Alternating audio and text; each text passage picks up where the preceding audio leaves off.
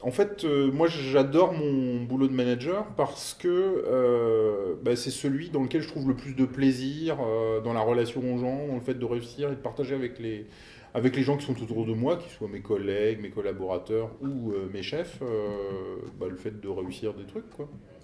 Quand on est jeune manager, au début on pense que, enfin en tout cas c'était mon cas, qu'on a besoin de tout contrôler, de tout maîtriser pour être sûr du résultat qui va être produit.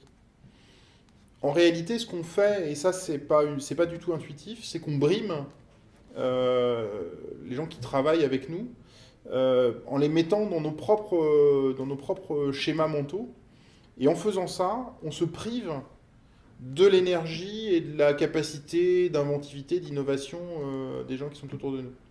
Et ça, c'est vraiment du gâchis. Dans les situations professionnelles, le lâcher-prise, c'est par exemple le fait de confier à quelqu'un la charge d'une responsabilité et de ne pas chercher plus que ça à savoir comment il fait pour obtenir le résultat et de le laisser à sa propre initiative dans la façon dont il va résoudre le problème. Un exemple concret du lâcher-prise, j'ai avec mes équipes ressenti le besoin de faire un séminaire sur la cohésion.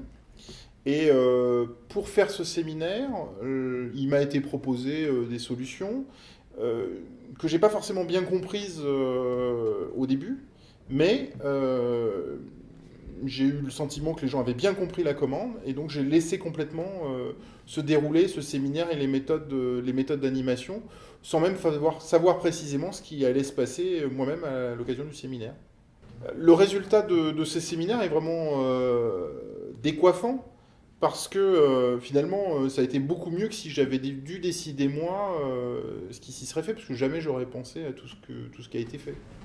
Il y a une notion de surprise. Alors oui, la surprise dans le lâcher-prise, c'est un peu la cerise sur le gâteau. C'est-à-dire c'est accepter de se faire surprendre par la créativité des autres, et donc par un résultat qui est supérieur à ce qu'on aurait obtenu soi-même.